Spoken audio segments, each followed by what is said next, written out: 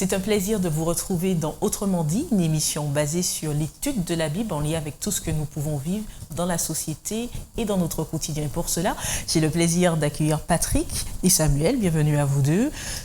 Nous allons donc poursuivre l'étude où justement il est question pendant tout le trimestre du repos et particulièrement nous avons vu dans les précédentes études que nous vivons vraiment un monde accéléré où tout va vite, où nous pouvons être agités et pour conséquence, bien, les relations ne sont pas forcément abouties avec les uns et les autres. Les relations aussi que nous pouvons avoir avec Dieu, ou plutôt la relation avec Dieu aussi peut être inexistante. Mais en plus de cela, quelles seraient les causes en fait des relations biaisées avec les uns et les autres dans notre entourage? Je crois qu'il y a, la nature humaine fait ressortir à bien des occasions ce qui malheureusement biaise nos relations, les pollue. On peut citer, entre autres mots, l'hypocrisie, cette attitude de ne pas être vrai, qui consiste à ne pas être vrai avec l'autre, et qui malheureusement a des conséquences terribles. Vraiment, c'est ravageur sur les relations humaines. On peut ajouter à cela l'ambition malsaine. On est dans un monde où parfois on peut se fixer des objectifs qui vont mettre à mal les relations qui sont censées quand même être prioritaires, la relation avec son semblable, que ce soit dans le cadre familial ou ailleurs. On peut être tellement obsédé et habité par une ambition malsaine qu'elle met à mal finalement cette harmonie que l'on souhaite voir dans les relations humaines. Donc, je peux au moins citer ces deux éléments-là. C'est ça, et Samuel, est-ce que tu verras encore d'autres attitudes justement qui empêchent cette paix intérieure, qui empêchent cette croissance, puisqu'on l'a dit lors des précédentes émissions que Dieu souhaite des projets de paix et non de malheur pour chacun, une croissance également pleine, enrichissante pour chacun, malgré tout, comme tu nous dis, ambition malsaine ou encore, tu as parlé d'hypocrisie. Voilà, ça entrave tout cela. Qu'est-ce qui peut encore entraver? Ce qui peut entraver, pour moi, c'est le moi. Le fait d'être centré sur soi-même et à partir de ce moment-là, effectivement, on ne considère pas les besoins des autres, on ne considère pas l'autre. Donc pour moi, c'est aussi l'un des éléments. Merci en tout cas pour le relevé de ces différentes problématiques qui nous permettent de voir les conséquences sur notre manque de paix intérieure et les causes même de notre agitation. Nous avons pu voir dans les différentes problématiques et nous avons soulevé quelques causes qui biaisent les relations, qui biaisent cette paix intérieure que le Seigneur souhaite pour chacun. Il a été mentionné l'hypocrisie, il a été mentionné l'égoïsme, voire même l'ambition malsaine. Nous allons essayer, au regard de la Bible, d'aller un peu plus loin pour sonder, pour voir les conséquences sur les uns, sur les autres, sur soi et sur la relation avec Dieu. Alors concrètement, essayons d'aller étape par étape, Patrick et Samuel. Dans la Bible, est-ce qu'il y a des exemples sur lesquels on pourrait s'appuyer pour voir les dangers de l'égoïsme ou les conséquences particulièrement sur soi et sur les autres? Bien, en Luc 12, les versets 13 à 21, nous avons un exemple que nous trouvons dans notre étude de cette semaine. On ne va pas lire tout le texte, mais on a cet homme qui s'approche de Jésus et qui lui demande de dire à son frère de partager son héritage avec lui. Et on verra que Jésus va prononcer une parabole pour montrer en définitive que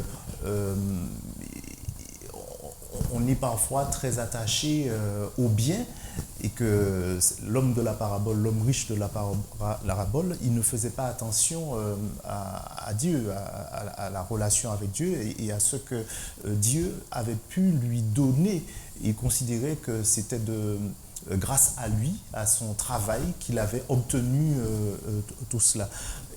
Alors, quelle leçon est mise en lumière dans cette parabole? Donc, dans cette parabole, c'est vraiment l'égoïsme, le fait de penser que en dehors de nous, il n'y a personne d'autre Et bien sûr que Dieu n'existe pas. Nous faisons des choix, nous réalisons des choses et Dieu est complètement en dehors de cela. Et bien sûr, ceux qui nous entourent, ils n'ont rien à y voir. Donc, c'est à la force de mon bras, de mon intelligence, de tout ce que j'ai pu faire, que j'ai obtenu ceci ou cela. Donc, ça, c'est vraiment quelque chose qui nous empêche d'être quiets, donc qui nous empêche d'être dans le repos de Jésus, parce que ce repos-là, on l'a vu déjà, c'est ce qui nous amène à une plénitude dans la relation avec Dieu. Il nous permet d'entrer dans une dimension de paix qui nous conduira vers le salut. Est-ce mauvais en soi d'amasser les trésors de la terre, j'ai envie de dire, mais est-ce mauvais en soi de capitaliser, de veiller à son grain, à ce qu'on a pu amasser durant la vie? Je crois que c'est intéressant, par rapport à ce que Samuel disait, de faire la liaison entre l'égoïsme, qui est un mal à combattre, et puis la prévoyance, c'est-à-dire le fait d'être quelqu'un équilibré. Il n'y a rien de mal à chercher, à économiser, à prévoir. Le problème se pose lorsque ces choses-là, en fait, nous obscurcissent le regard et nous empêchent de voir l'essentiel. Parce que dans la parabole que tu as citée, l'homme amasse, mais il ne se rend pas compte qu'en fait, il y a quelque chose d'autre, de plus grand que cela. Et ses yeux sont tellement focalisés sur les possessions matérielles qu'il ne réalise même pas que sa vie est entre les mains de Dieu et qu'il peut la perdre du jour au lendemain. Donc, le fait de mettre de côté, de prévoir, d'être sage, est une excellente chose. Et ni la Bible, ni personne n'irait à l'encontre de cette vision-là. Le danger, et c'est un vrai danger, c'est d'être aveuglé par ces choses-là et d'oublier qu'il y a l'essentiel et puis le périphérique. Et cette parabole-là est une belle illustration de cela, et Dieu seul sait si c'est d'actualité aujourd'hui. Alors, mais que pouvez-vous dire? Alors, vous avez parlé d'égoïsme, mais aussi parmi les causes de l'agitation interne de chaque homme, vous avez mentionné l'hypocrisie. Alors, c'est vrai que parmi ceux que vous avez mentionnés, l'égoïsme, l'hypocrisie, l'ambition malsaine, il y a des fois ces attitudes sont sous-jacentes, c'est-à-dire que personne ne va venir là à dire que tiens, je suis hypocrite ou j'ai une ambition un peu malsaine. C'est des choses qui peuvent être cachées et voilées. Est-ce que dans la Bible, on a des exemples par rapport à l'hypocrisie sous-jacent, justement? Juste avant de parler de l'hypocrisie, je voudrais revenir à l'égoïsme. L'homme peut avoir cette attitude égoïste, mais on voit que Jésus, lui, il n'a pas regardé à lui-même. Et dans Philippiens 2, les versets 5 à 8, on nous dit d'avoir les sentiments qui étaient en Jésus-Christ. Ne pas avoir le comportement de ce riche de la parabole qui ne cherchait qu'à amasser, mais de faire comme Jésus. C'est lui le modèle. Et le texte nous dit qu'il n'a pas regardé comme une poire arrachée d'être égal avec Dieu. Ce n'était pas son ambition d'être, mais il s'est dépouillé lui-même. Alors, pour revenir à ta question, concernant l'hypocrisie, en fait, les modèles par excellence, en tout cas les modèles à ne pas suivre, les exemples, devrais-je dire, en matière d'hypocrisie, ce sont les pharisiens. Et dans Matthieu 23, donc j'invite nos amis à lire ce texte parce qu'il est assez éloquent à bien des égards. Jésus va stigmatiser, souligner justement l'attitude des pharisiens qui étaient très attachés au rituel et qui reniaient ce qui faisait la force de la relation avec un Dieu qu'ils prétendaient servir. Et, par exemple, Jésus va dire de faire, au verset 3 du chapitre 23 de Matthieu, « Faites donc et observez tout ce qu'ils vous disent, mais n'agissez pas selon leurs œuvres, car ils disent et ne font pas. Ils lient des fardeaux pesants et les mettent sur les épaules des hommes, mais ils ne veulent pas les remuer du droit. Ils aiment la première place dans les festins. Ils aiment à être salués dans les places publiques, etc. » Donc, Jésus va les appeler au verset 13 du même chapitre, « Malheur à vous, scribes et pharisiens hypocrites, parce que vous fermez aux hommes le royaume des cieux, vous n'y entrez pas vous-même et vous n'y laissez pas entrer ceux qui veulent entrer. » Qu'est-ce qu'il veut dire par le fait de dire « malheur à vous qui fermez le royaume des cieux » ? C'est-à-dire qu'ils vont chercher des personnes pour les amener dans la religion, c'était donc le judaïsme, et donc en faire des prosélytes, donc des païens, et en réalité, au lieu de les amener justement à connaître Dieu, il les enferme dans des rituels qui ne les amènent pas à connaître Dieu vraiment. Et en fait, il les éloigne en réalité de la connaissance qu'ils doivent avoir de Dieu. Donc, c'est pour ça que Jésus va leur dire que vous allez les chercher, mais en fait, vous leur fermez la porte du royaume des cieux et vous-même, vous n'y entrez pas. Donc, voilà un peu des exemples en matière d'hypocrisie. Jésus va dire un peu plus loin dans ce passage que ce sont des conducteurs aveugles. Et que peut-on dire de l'ambition malsaine dont tu faisais mention, Patrick? C'est de la même famille, hein, juste dans le prolongement de ce que disait Samuel. C'est pas par hasard que Jésus va dire dans Luc 12, verset 1, « Avant tout, gardez-vous du levain des pharisiens qui est l'hypocrisie. » Donc il dénonce clairement ce mal. Il n'y a pas pire qu'un professionnel de la religion qui est expert dans l'art de la mécanique de la religion, mais qui renie l'essence même de cette dimension relationnelle avec Jésus. Et les pharisiens, les sadducéens étaient dans cette catégorie-là. En ce qui concerne l'ambition malsaine, là encore, on fait bien la distinction entre... Parce qu'une ambition, c'est quand même, il faut quand même en avoir pour soi. On peut toujours jouer avec les mots, mais effectivement, Jésus, dans l'exemple qu'on connaît bien, lorsque très peu de temps avant son procès, qui va mener à sa crucifixion, ses disciples avec qui il a cheminé pendant des années n'ont toujours pas saisi en fait l'essentiel. Et ils sont en train de se chamailler pour savoir qui est le plus grand. Alors, Samuel faisait allusion tout à l'heure au texte de Philippiens 2, verset 7 notamment, cette fameuse kénose, c'est le fait que Jésus se dépouille, lui qui est Dieu et qui ne cesse pas d'être Dieu lorsqu'il vient sous la forme humaine. Il donne un exemple extraordinaire de ce que c'est l'humilité jusqu'où l'amour l'amène. Or, ses disciples, qui tout en cheminant avec lui n'ont pas encore vraiment compris la leçon, sont dans cette ambition démesurée où on veut savoir qui c'est qui sera, dans un précédent épisode, qui sera assis à sa droite ou à sa gauche, parce qu'ils sont encore dans la logique, voilà un Jésus qui vient et qui va instaurer un royaume terrestre et ils seront les ministres avec les portefeuilles les plus en vue, etc.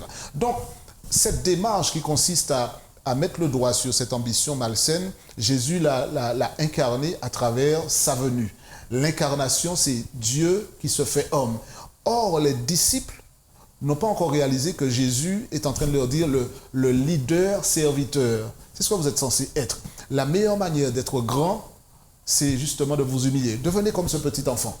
Et Jésus va en fait faire un pied de nez à la tradition, à l'enseignement classique. Et même jusqu'à aujourd'hui d'ailleurs, l'idée d'être grand parce qu'on a réussi à bousculer les autres qui obstruent notre passage ou bien à viser tellement haut, pas parce qu'on veut faire du bien aux autres, mais parce qu'on veut se mettre en avant.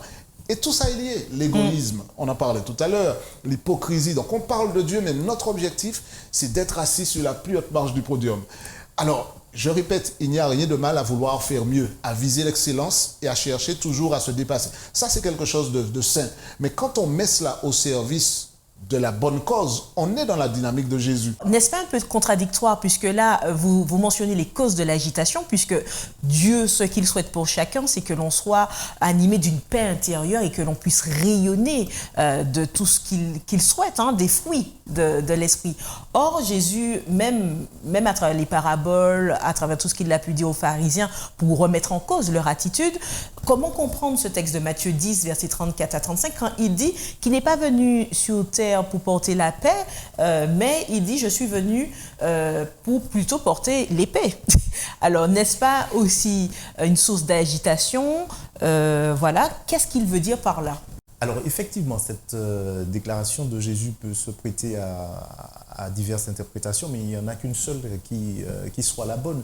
Ce que Jésus veut dire ici, c'est qu'à partir du moment où on fait le choix de le suivre, de suivre ses recommandations, ses prétextes et de le suivre tout simplement, et bien forcément, si ceux qui nous entourent ne font pas ce même choix, on va se retrouver dans une situation où on aura des conflits.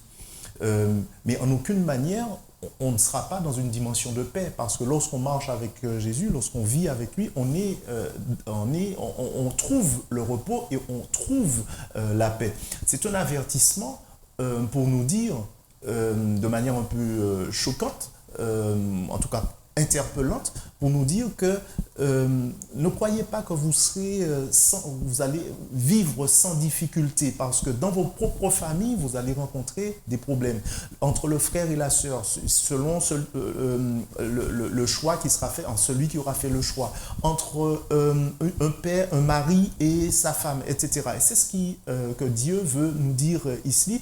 Et il ne faut pas, comment dirais-je, confondre ce dont il est question là et effectivement ce qu'on a vu tout à l'heure concernant l'ambition, l'égoïsme, l'hypocrisie. On verra pour autant dans la dernière partie l'impact de ces agitations dans nos vies respectives.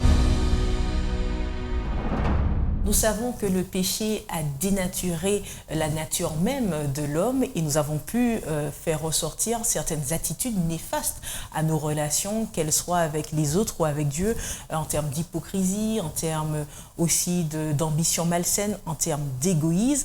Mais par rapport à nos derniers propos où il est question, où Jésus dit qu'il n'est pas venu pour apporter la paix, mais plutôt l'épée. Et Samuel, tu faisais référence que les familles peuvent éclater, hein, les relations entre parents, enfants, entre frères et sœurs peuvent éclater en fonction des choix de chacun, ce qui est le cas aujourd'hui où des familles, au sein des familles, des membres ont accepté de suivre Christ et cette acceptation n'est pas comprise forcément, n'est pas comprise par d'autres membres de la famille. Alors par rapport à ça, comment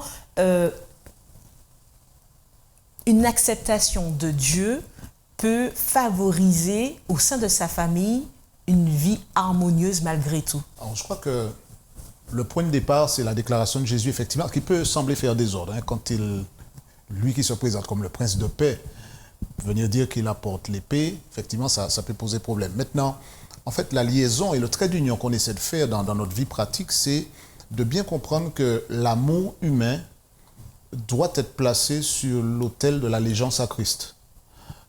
C'est la relation prioritaire. En fait, Jésus veut que la priorité, la loyauté lui revienne.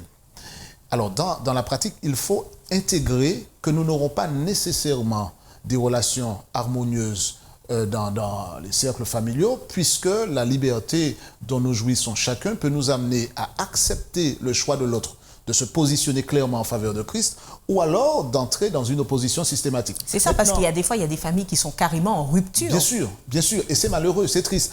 L'élément quand même qui est rassurant dans tout cela, c'est que lorsque je prends position pour Christ, lorsque je fais allégeance à Jésus, les membres de ma famille vont peut-être me persécuter. Alors ce n'est pas toujours le cas, mais c'est une réalité, ça arrive. Il y a des personnes qui ont vu leur père, mère, frère, sœur leur tourner le dos carrément par rapport à leur positionnement. Je crois que l'individu qui choisit Jésus et qui a compris vraiment la priorité, le caractère central et fondamental de la relation avec Jésus peut être en paix même au milieu de cette tempête relationnelle, émotionnelle, familiale, parce qu'il sait justement que la relation avec Jésus, elle doit avoir la priorité et c'est elle qui est au-dessus de tout, qui a une valeur plus importante. Jésus n'est pas du tout en train de dire « méprisez vos parents, n'ayez d'eux qu'une opinion très basse ». Non, pas du tout. Il est en train en fait de dire « quand vous aurez cultivé cette relation avec moi, quand vous m'aurez donné la place qui me revient parce que je suis votre créateur et que j'ai un projet pour vous, vous aurez une paix et vous pourrez dans votre esprit avoir cette sérénité qui vous permettra d'affronter et d'aimer quand même, d'affronter cette réalité-là et d'aimer quand même ceux qui se mettent en opposition à vous et qui parfois vont même vous créer des problèmes. Et j'ajouterai même, j'ai connu des cas de personnes qui, de par leur attitude très amène, très bienveillante vis-à-vis même de ceux qui manifestaient de l'opposition, ont dans le temps pu les gagner à la cause du Christ. Et on est toujours donc du côté gagnant lorsque on demeure fidèle à cette relation que l'on a créée avec Christ et qui peut nous placer en difficulté vis-à-vis de nos relations dans notre cercle familial.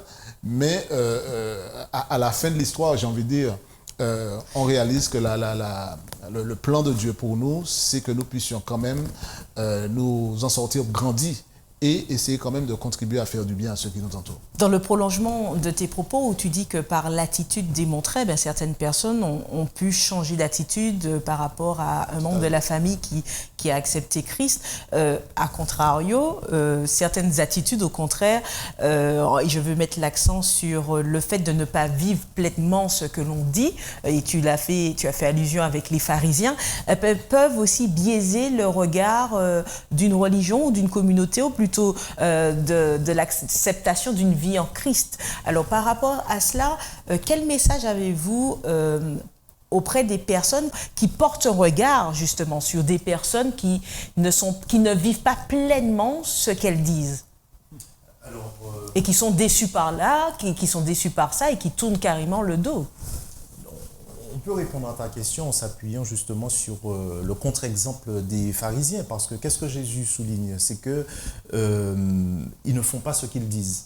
Donc si nous prêchons, si nous exhortons, que les gens nous regardent, que ceux qui à la limite ne nous connaissent pas disent oh là c'est super ce que ce monsieur raconte, etc. Mais que ceux qui nous connaissent, quand on nous connaît un petit peu plus, on se rend compte qu'il n'y a pas d'adéquation entre ce que nous disons et ce que nous vivons, il y a un problème. Et ce n'est pas comme cela qu'on va encourager des personnes à venir à Christ. Donc ça, c'est un des éléments constitutifs. Quelle solution porter? Je vais répondre de l'hypocrisie. Donc c'est aussi, par exemple, si nous voulons que les autres applaudissent à tout ce que nous faisons, au sein de nos communautés, par exemple, ou si nous voulons être honorés. Donc la seule solution par rapport à cela, c'est, je crois, de laisser l'Esprit de Dieu qui nous parle, nous pénétrer de telle sorte que nous puissions nous rendre compte que nous avons un problème. Nous avons un problème, c'est que nous ne sommes pas réellement convertis. Et nous vivons, effectivement, nous allons à l'église, nous participons à des programmes, nous avons une dévotion tout à fait extérieure, mais en réalité, nous ne sommes pas convertis.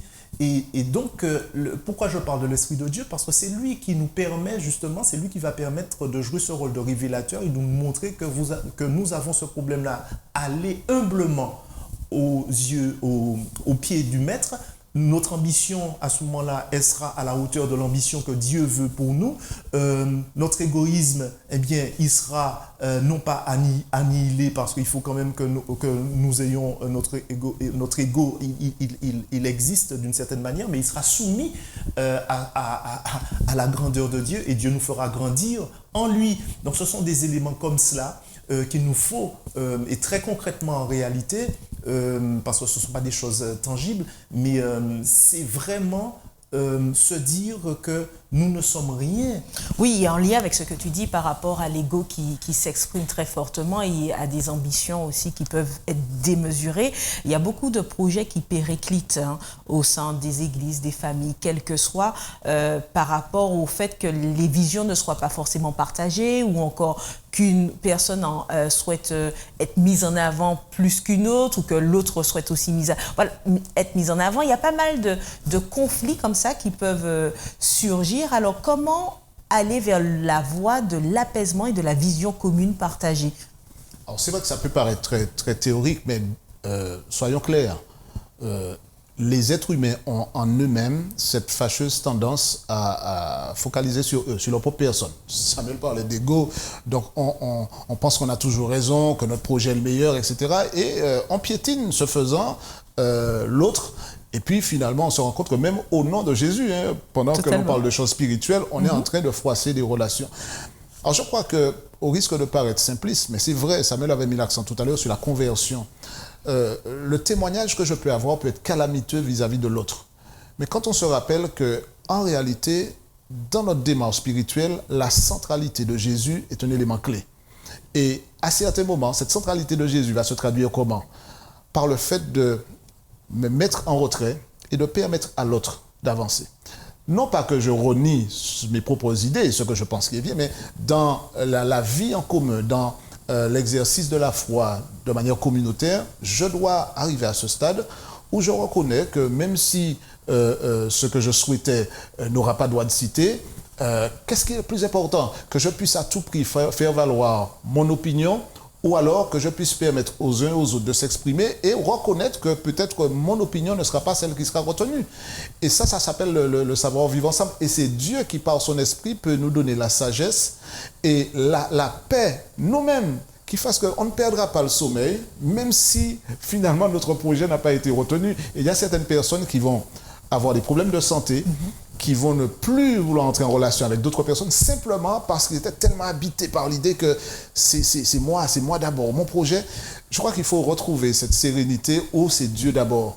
D'accord? Donc, si moi, je passe en retrait, et alors, est-ce que le nom de Dieu est glorifié? Est-ce qu'à travers le projet de l'autre, gloire est donnée à Dieu? Alléluia, on avance. Ça demande de la maturité spirituelle. Merci Patrick. Et en conclusion de cette étude, j'aimerais vous demander, faut-il en somme s'oublier pour être comme Dieu veut? Oui. Je dirais sans embâche, il faut s'oublier. Est-ce que ça ne fait pas des chrétiens insipides? Non, s'oublier, en tout cas tel que je l'ai compris de ce que tu as dit, ce n'est pas nier le fait qu'on existe, mais c'est au départ se reconnaître qu'on n'est rien, qu'on a simplement de la valeur parce que Dieu nous donne de la valeur. Donc, à partir du moment où on ne s'oublie pas, justement, à partir du moment où on se dit qu'on est grand, on est bien, etc., c'est à ce moment-là que l'égoïsme, l'ambition, l'hypocrisie, c'est-à-dire de feindre des choses, c'est à ce moment-là que cela prend naissance en nous et après on a d'énormes problèmes, non seulement dans nos relations avec Dieu, mais aussi dans les relations avec nos semblables. Je crois que j'adhère, il faut s'oublier, la réponse est oui. Par contre, il y a une chose qu'il ne faut pas oublier, parce que Jésus est toujours le numéro 1. C'est lui qui devra toujours avoir la priorité dans nos vies et qui devra présider aux choix qu'on fait et qui devra colorer les relations que l'on aura avec les autres. Merci Patrick, merci Samuel, merci à vous. Mettons Dieu donc finalement au centre de notre vie, au centre de nos ambitions, au centre de notre personne et de notre destinée. Nous vous donnons rendez-vous à un prochain numéro, d'autrement dit avec plaisir. Si cette émission vous a fait du bien, n'hésitez pas à liker, voire à la partager, elle pourra bien faire du bien à d'autres.